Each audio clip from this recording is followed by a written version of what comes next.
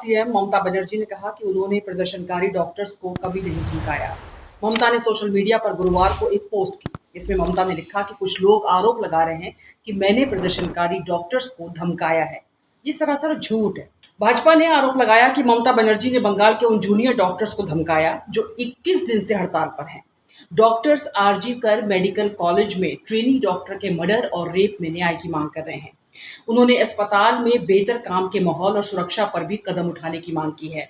9 अगस्त को medical college में trainee doctor का शव जिस हालत में मिला वो सभी जानते हैं, उसके साथ रेप की पुष्टि हुई। 10 अगस्त से डॉक्टर्स ने हड़ताल शुरू कर दी। ट्रेनी डॉक्टर्स को न्याय दिलाने के लिए छात्रों ने 27 अगस्त को नाबन्ना मार्च निकाला था। इसमें पुलिस और छात्रों के बीच झड़प हुई थी और कई लोग घायल हुए थे। इस कार्रवाई के विरोध में 28 अगस्त को भाजपा ने बंगाल बंद बुलाया।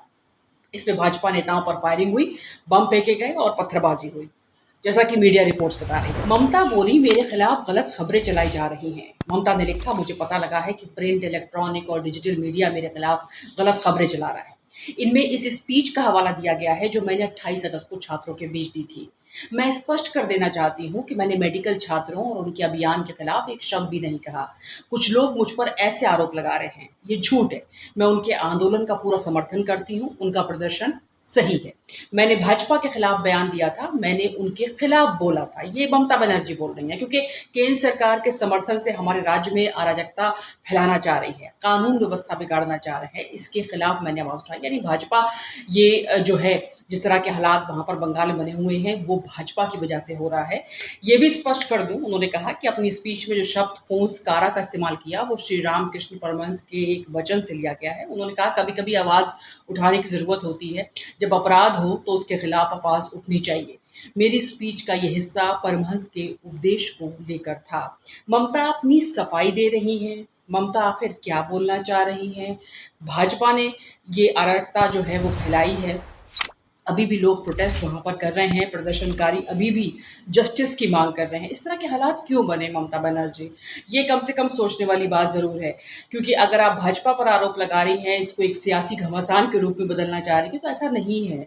एक इंसाफ की मांग उठाने के लिए प्रदर्शनकारी सड़कों पर आए थे और आपने जो कहा वो कहा गया, लेकिन भाजपा भी अपना सियासी फायदा जरूर उठाना चाह रही है। इस बीच में जाहिर है कि उसको लग रहा है कि एक राजनीतिक बिसात यहाँ पर बिछाई जा सकती है, जिस तरह के हालात ममता बनर्जी के खिलाफ उत्पन्न हुए हैं। ममता ने कहा था कि एफआईआर दर्ज की तो छात्रों का करियर बर्बाद हो जाएगा। ममता ने 28 अगस्त को भाजपा के 12 घंटे के बंगाल बंद के खिलाफ भाषण दिया था।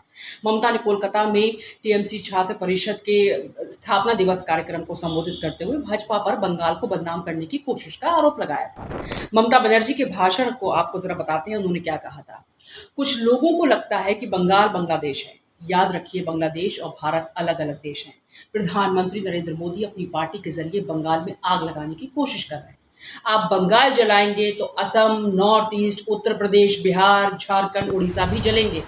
आज दिल्ली तक पहुंचेगी, हम पीएम की कुर्सी गिरा देंगे। सुप्रीम कोर्ट ने कहा है कि राज्य सरकारों के पास एक्शन लेने का अधिकार है। अगर मैंने किसी स्टूडेंट के खिलाफ एफआईआर दर्ज की तो उसका करियर बर्बाद हो जाएगा, उसको पासपोर्ट वीजा नहीं मिलेगा।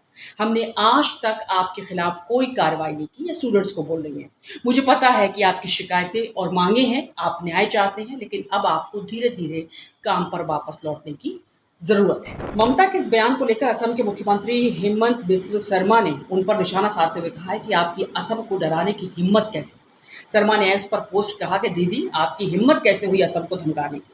हमें लाल आंखें मत दिखाइए। आपकी असफलता की राजनीति से भारत को जलाने की कोशिश भी मत कीजिए।